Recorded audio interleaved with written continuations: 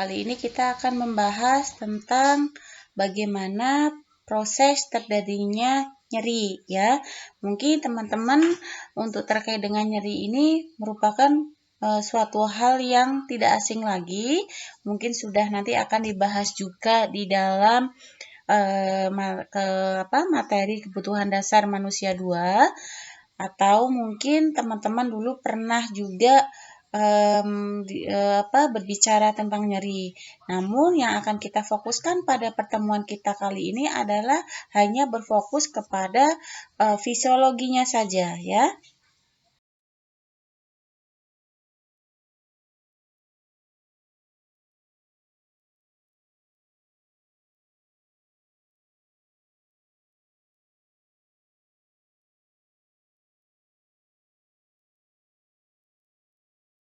Saya kira teman-teman juga pengertian tentang nyeri merupakan suatu pengertian yang sudah teman-teman kuasai ya, bahwa nyeri adalah merupakan suatu sensasi ya.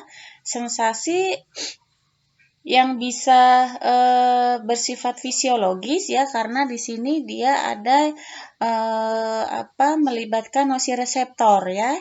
Terus kemudian nyeri merupakan suatu pengalaman emosional ya, yang bisa bersifat psikologis juga ya, atau nyeri juga bisa disebabkan karena adanya suatu kerusakan saraf atau yang disebut dengan neuropathic pain ya.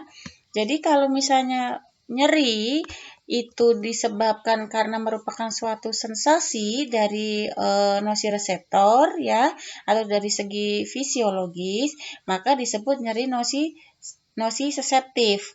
Tapi kalau nyerinya itu karena psikologi atau suatu pengalaman emosional ya, disebut psikogenik nyeri ya, atau nyeri psikogenik. Atau kalau misalnya dia nyerinya disebabkan karena kerusakan saraf, berarti disebut dengan nyeri neuropatik. Itu bisa bersifat fisik ya, misalnya karena tekanan ya, benturan dan lain sebagainya. Terus kemudian bisa karena listrik ya, kemudian bisa karena suhu ya, misalnya dingin ya, atau kepanasan ya yang sangat ekstrim. Terus kemudian bisa karena zat-zat kimia ya, atau air keras misalnya ya. Terus itu kemudian zat-zat kimia yang bisa terjadi secara endogen ya. Jadi itu ada beberapa zat kimia yang akan menstimulasi terjadinya nyeri ya, bisa karena asetilkolin, histamin, bradikinin, serotinin ya, lekotrin ya, atau prostaglandin ya. Nah, jadi zat-zat inilah yang akan menstimulasi terjadinya nyeri tetapi di endogen. Artinya di endogen itu diproduksi di dalam tubuh. Jadi stimulasi ini bisa dari eksogen ya, dari fisik, elektrik ya, atau listrik, kemudian dari suhu, dari zat-zat kimia ya. Zat-zat kimia ini bisa dari luar ya, air keras misalnya, tersiram air keras, atau zat-zat kimia yang akibat dari stimulus itu nanti akan menyebabkan zat-zat kimia aktif yang ada di dalam lokasi nyeri itu akan dikeluarkan ya. Misalnya nyeri karena terbentur. Nah, berarti stimulasi terbentur itu nanti akan menstimulasi zat-zat kimia aktif endogen seperti histamin, bradikinin, serotinin, lekotrin, prostaglandin ya. Itu akan menstimulasi untuk terjadinya nyeri ya. Nah, tetapi untuk prostaglandin ini memang tidak secara langsung dapat menstimulasi nosireseptor. Jadi nosireseptor itu apa? Nosireseptor itu adalah reseptor yang khusus bekerja apabila ada nyeri datang, ya, gitu.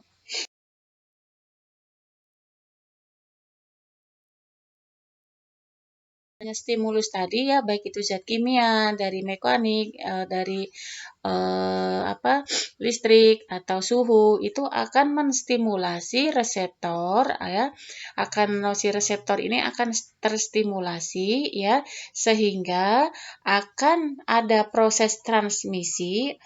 Proses transmisi itu apa? Yaitu dari reseptor yang sudah terstimulasi itu akan dihantarkan ke impuls ya. Jadi transmisi pada nyeri ini bisa melalui serabut A delta ya, bisa melalui serabut C. Ya, jadi serabut A delta ini dia bersifat bermelin dan cepat menghantarkan impuls. Makanya kalau kita ada stimulasi nyeri, itu kita responnya kan cepat ya. Ya, karena ada serabut A delta yang dia menghantarkannya dengan cepat. Kemudian serabut C itu yang tidak bermelin dan penghantarannya juga tidak secepat dari yang serabut A ya. Nah, setelah ada transmisi itu langsung nanti akan muncul persepsi ya. Nah, persepsi di sini itu akan nyeri yang disadari ya. Terus kemudian bisa juga setelah ada persepsi nyeri itu akan menjadi suatu respon. Nah, respon di sini setiap orang kan berbeda-beda ya. Ada yang respon terhadap nyeri itu bisa gelisah ya, bisa responnya sakit banget. Si A dengan stimulasi yang sama, respon nyerinya dia biasa-biasa saja ya. Nah, di dalam suatu proses terjadinya nyeri ini, sebelum terjadi persepsi adanya nyeri itu dari transmisi itu nanti akan dikeluarkan zat-zat endogen ya seperti prostaglandin tadi itu ya. Nah, itu yang akan mengakibatkan mengapa muncul persepsi. Jadi jadi stimulasi itu ya akan ditangkap oleh reseptor atau nosireseptor, reseptor nyeri, kemudian akan ditransmisikan melalui serabut A delta atau serabut C ya. Terus kemudian akan dihantarkan ke otak ya. Nah, di otak itu nanti dia akan akan dikeluarkan zat-zat aktif tadi seperti prostaglandin, histamin, dan lain sebagainya sehingga muncul persepsi nyeri ya. Nah, sebelum terjadi persepsi nyeri itu di dalam otak itu mengapa tadi Bu Nova katakan respon seseorang di dalam nyerinya itu berbeda-beda karena tergantung dari zat kimia endogen yang dikeluarkan di dalam tubuhnya itu untuk mengurangi nyeri, misalnya epinefrin, norepinefrin ya. Itu jadi epinefrin, norepinefrin ya. Terus kemudian zat-zat kimia yang lain yang bisa menurunkan respon nyeri itu dikeluarkan oleh tubuh tergantung dari respon tubuhnya. Jadi kalau misalnya norepinefrinnya itu dikeluarkannya sedikit misalnya, jadi dia respon ambang nyerinya dia akan rendah ya. Jadi seperti itu ya. Misalnya endorfin. Endorfin itu adalah hormon yang dikeluarkan saat nyeri datang. Jadi pada saat nyeri datang, tubuh itu akan mengeluarkan zat endogen berupa endorfin. Jadi kalau endorfin yang dikeluarkan oleh tubuh itu banyak, bisa saja orang itu berespon terhadap nyerinya itu menjadi rendah ya. Misalnya si A, sama-sama si A dan si B itu terkena paku misalnya.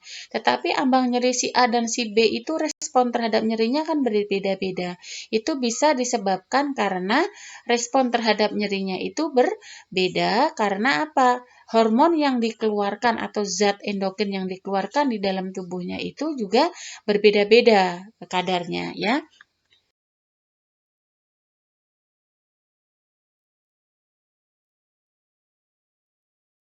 Perbedaan dari serabut saraf tipe A dan C ya. Jadi serabut tipe delta A itu dia dalam menghantarkan sinyalnya itu lebih cepat ya. Kemudian biasanya delta A ini dia membawa rangsangan nyeri yang bersifat menusuk, misalnya tertusuk jarum ya, kemudian paku ya. Nah, kalau yang serabut C itu dia lebih lambat ya. Dia memang diameternya lebih kecil, tetapi dia berespon terhadap nyeri terbakar dan tumpul ya gitu. Makanya dia kalau kita terkena benda-benda tumpul itu sifatnya kita sedikit lebih lambat dibandingkan dengan apabila kita tertusuk benda-benda yang runcing ya gitu.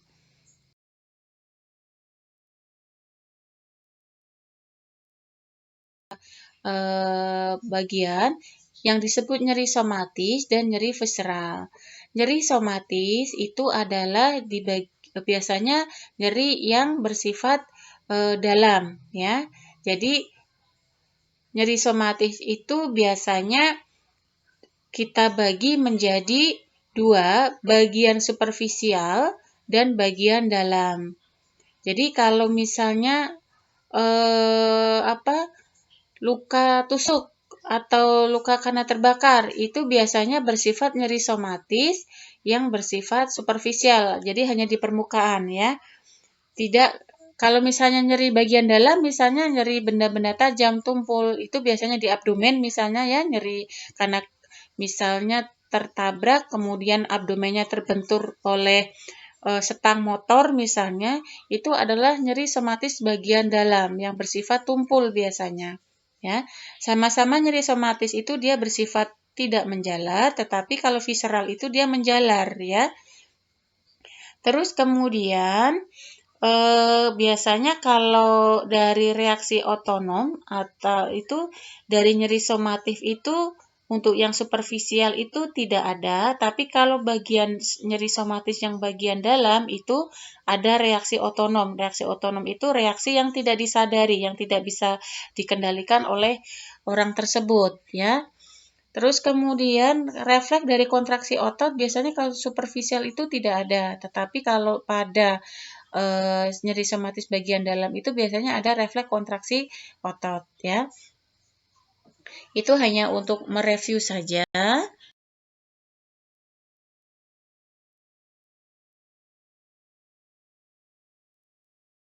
Dari nyeri itu sendiri ada beberapa tipe. Kalau dilihat dari durasi atau lamanya itu ada nyeri akut, nyeri kronik ya, atau akut dan kronik. Kalau dilihat dari segi penyebabnya itu ada yang kanker dan non-kanker. Kalau dilihat nyeri dari mekanismenya itu bisa bersifat fisiologi dan bisa bersifat patologi. Jadi kalau ditanya nyeri itu bersifat fisiologi atau patologi, itu bisa dijawab dua-duanya. Bisa karena bersifat fisiologis, bisa dilihat dari segi patologis ya. Patologis itu berarti karena ada kerusakan saraf ya.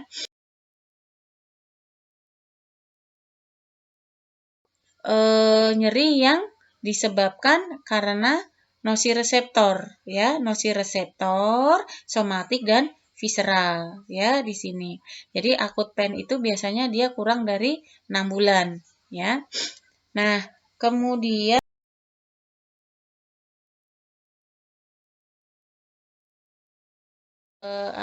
bisa karena inflamasi ya atau bisa karena masalah gangguan fungsional pada saraf. Bisa juga karena masalah mekanisme dari psikologi dari orang tersebut ya.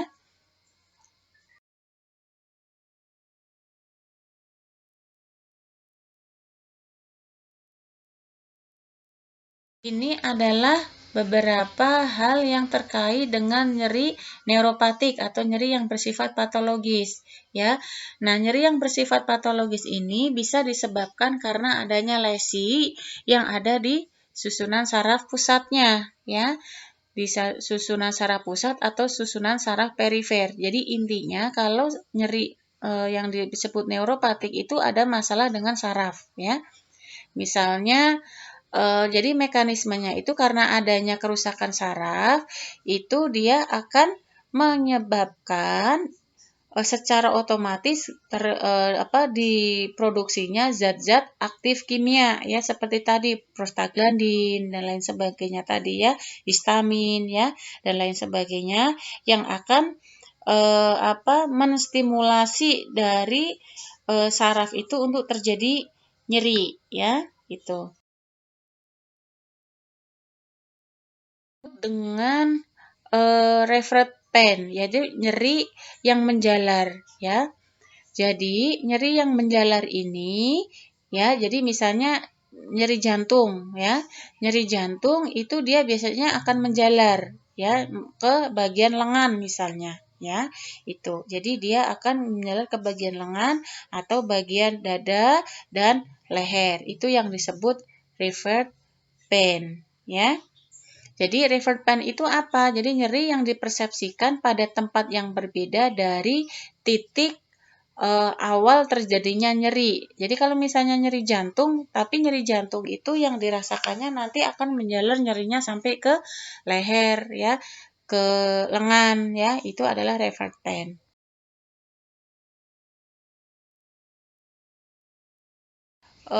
Apa? Nyeri ya, itu di sini kita bisa lihat bagaimana proses transmisinya ya. Ini kalau kita lihat pada gambar itu misalnya di jantung, heart ya, dia akan menjalar ke bagian lengan ya. Kemudian bisa juga biasanya ini yang daerah-daerah nyeri ya, yang untuk menjalarnya bisa di bagian hati ya, bisa bagian apa? Abdomen ya. Kemudian di bagian ureter, ya, bagian ginjal, dan lain sebagainya. Jadi misalnya di daerah esofagus, misalnya nyeri epigastrik, dia akan merasa nggak nyaman di bagian dadanya, ya, itu karena dia bersifat revert pain.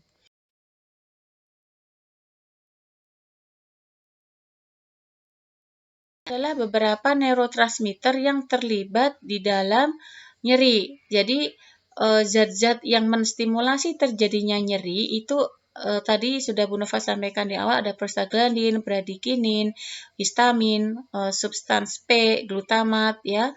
Tapi yang menghambat itu adalah serotonin, endorfin, enkepalin, GABA misalnya ya. Jadi ini yang tadi Bu Nova sampaikan adalah pain inhibitor atau penghambat nyeri ini adalah respon seseorang bisa terhadap nyeri itu bisa berkurang, itu bisa disebabkan karena hormon-hormon ini ya, atau zat-zat neurotransmitter ini ya.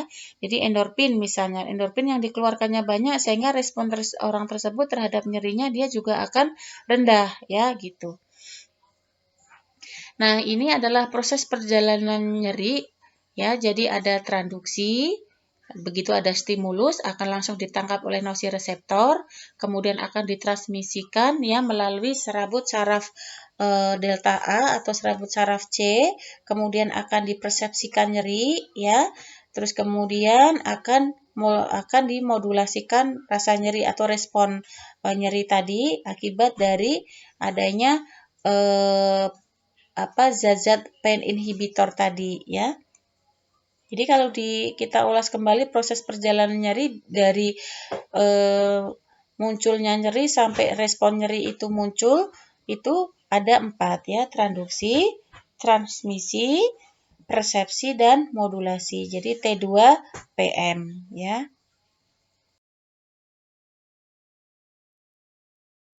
Lepaskan apabila ada stimulus nyeri terjadi ya.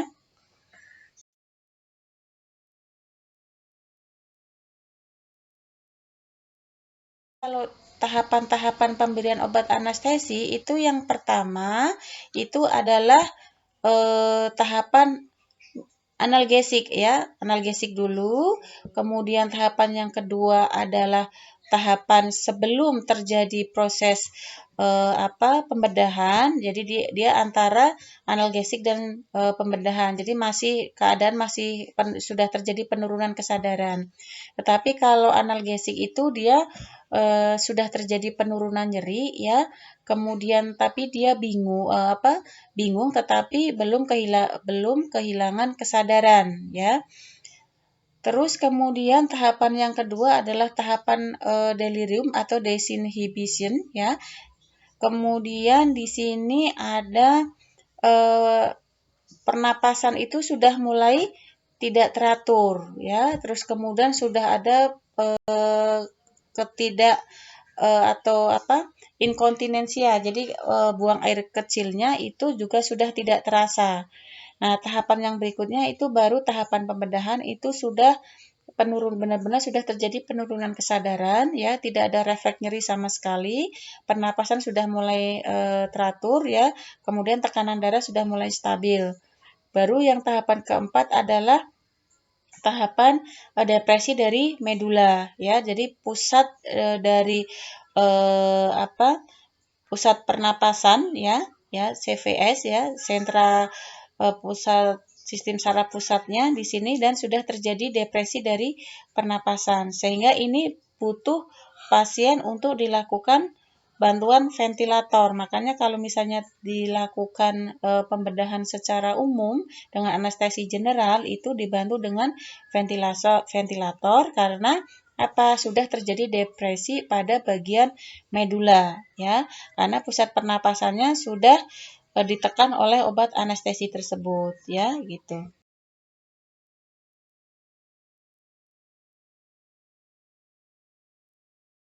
Ya, itu ada beberapa macam, bisa karena somatik, nyeri somatik, bisa karena nosireseptor, bisa yang bersifat menjalar dan lain sebagainya, ya. Nah, perbedaan dari prosedur pembedahan itu juga akan dapat mempengaruhi dari intensitas nyeri, kemudian lokasi dari nyeri, terus kemudian resiko dan keuntungan dari teknik pemberian analgesik dan tipe dari nyeri itu sendiri, ya. Jadi itu akan beberapa pembedahan akan bisa mempengaruhi terjadinya karakteristik nyeri, ya.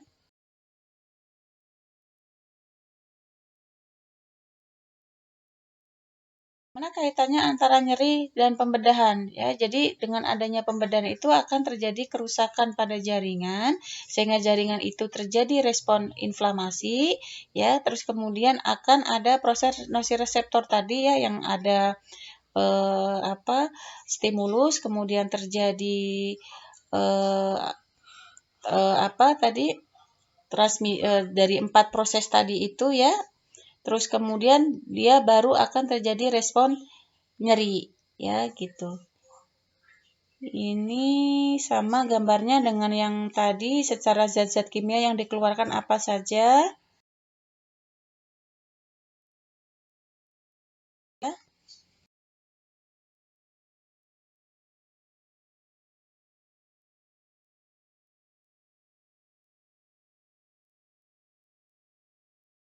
Ya, adanya kerusakan dari otak di sini, ya. Jadi setelah pembedahan itu ada perubahan pada nervous system, ya, yang disebut dengan neuroplasticity of the nervous system, ya. Nah, dari neuroplasticity ini, ya, dia akan sebetulnya intinya sama, ya. Jadi di situ akan empat proses perjalanan terjadinya nyeri tadi itu akan terjadi, ya.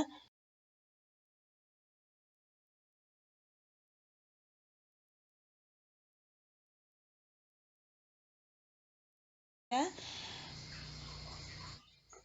Ini akibat dari pemberian obat-obatan tadi.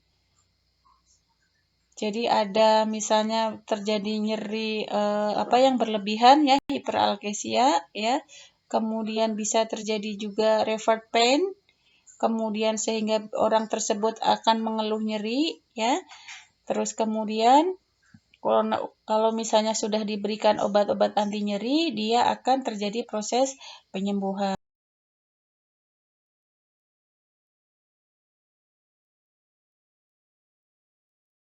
Untuk prinsip dasar manajemen nyeri postoperasi itu adalah adanya pencegahan nyeri dan penurunan proses terjadinya nyeri dengan diberikan misalnya obat anti nyeri dan anti alo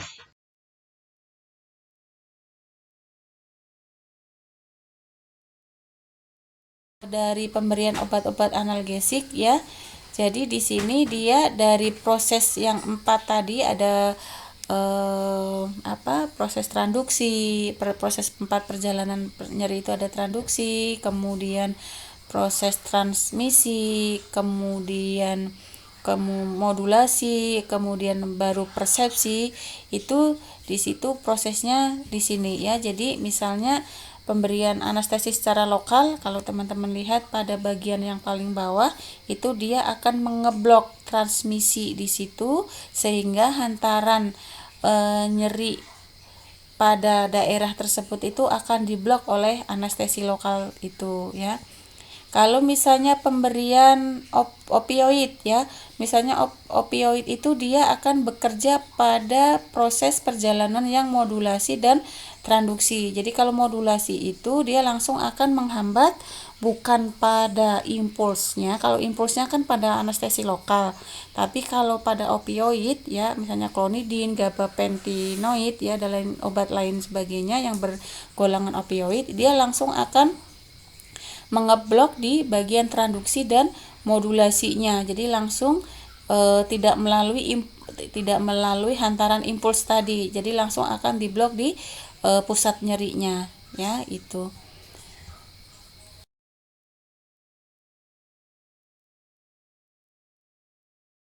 Melalui forum diskusi, silakan aktif di sana karena ini adalah hal yang sangat berkaitan sekali tentang nanti yang akan teman-teman jumpai nanti pada saat teman-teman akan di lapangan, karena antara nyeri dengan anestesi itu sangat berkaitan sekali. Apabila ada hal yang yang tidak berkenan atau hal yang kurang paham, Bu Nova mohon maaf. Saya akhiri, wassalamualaikum warahmatullahi wabarakatuh.